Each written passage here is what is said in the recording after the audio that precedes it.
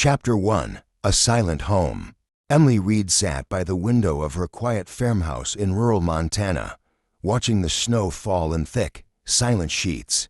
Inside, the air was still to still. Her 8-year-old daughter, Lily, lay asleep in her room, her chest rising and falling slowly beneath the blankets. Lily hadn't spoken a word in over a year. After a car accident that claimed her father's life and left her with a traumatic brain injury, the once bubbly little girl had withdrawn into complete silence. No speech, no eye contact, no smiles. Doctors called it selective mutism, compounded by trauma. Therapists tried, medications were prescribed, but nothing reached her. Emily tried to keep hope alive, but every quiet dinner, every unanswered "I love you," chipped away at her spirit. Nights were the hardest. The echoes of the past Lily's laughter, her husband's jokes haunted the silence. Chapter 2. A New Beginning. Just after New Year's, Emily decided to take a risk. On a friend's recommendation, she adopted a dog from a nearby shelter, a husky mix with mismatched eyes and a quiet demeanor. "She's been through a lot, like you," the shelter worker had said. "Name's Luna." Lily showed no reaction when Luna was brought home. The dog wagged her tail, sniffed gently around the house, then laid at the foot of Lily's bed as if she'd always belonged there. Emily didn't expect much. She just hoped the presence of another soul would ease the crushing quiet. To her surprise, Luna never barked. She didn't demand attention or whine for walks. She simply existed near Lily, watching her, curling up beside her during naps, resting her head on Lily's lap during therapy sessions.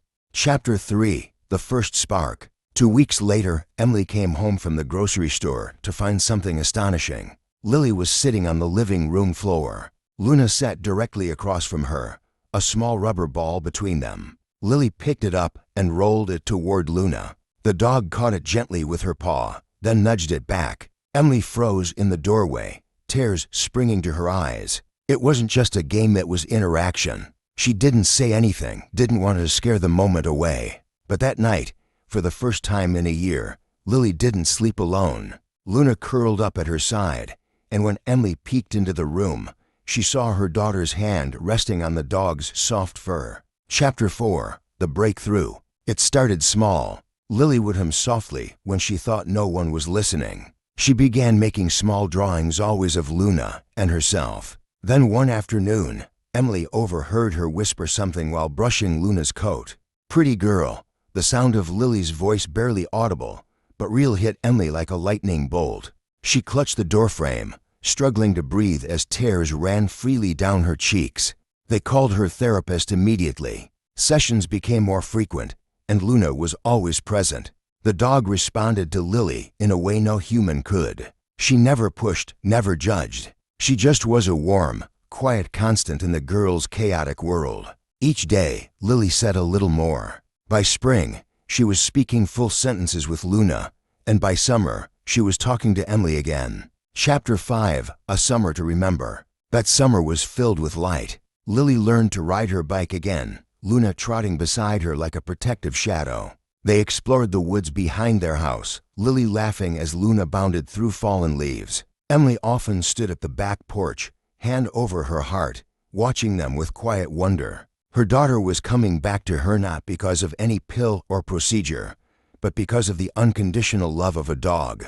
Neighbors noticed too. Lily joined a local art class. At the town fair, she entered a drawing of Luna and won first prize. "She saved my life," Lily told the judge, holding Luna's leash tightly. The judge smiled and handed her a blue ribbon. Emily smiled too, blinking back proud tears.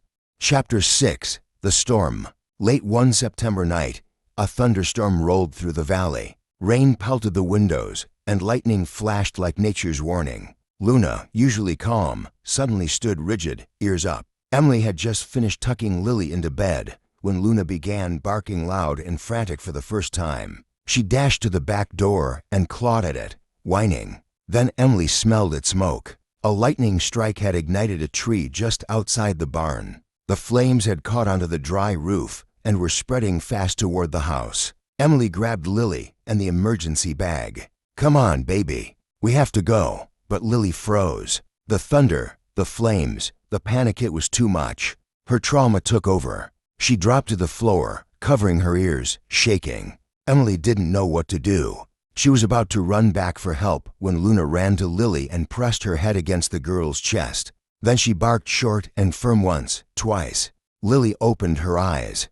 "Luna," she whispered. The dog nudged her again, then turned and ran toward the door, barking urgently. Lily stood up on her own and followed. They escaped just in time. Firefighters arrived minutes later and put out the blaze before it reached the house. Epilogue, a light that never fades. The barn was lost, but their home was safe, and more importantly, they were safe. After the fire, Lily started telling her story. At school, at community events, to new friends. She talked about her dad, about the accident, about her silence, and how Luna pulled her out of the darkness. She even began working with the local animal shelter, helping other kids find their own healing companions. Years later, Luna grew slower, her fur turning white around the muzzle, but she never stopped watching over Lily. And every night, even as a teenager, Lily would kneel beside her bed, stroke Luna's fur, and whisper, "Thank you for finding me." Moral of the story: love, patience, and connection can mend even the deepest wounds. Sometimes healing doesn't come in the form of medicine, but in the quiet companionship of a loyal heart and the light they bring into the darkest places.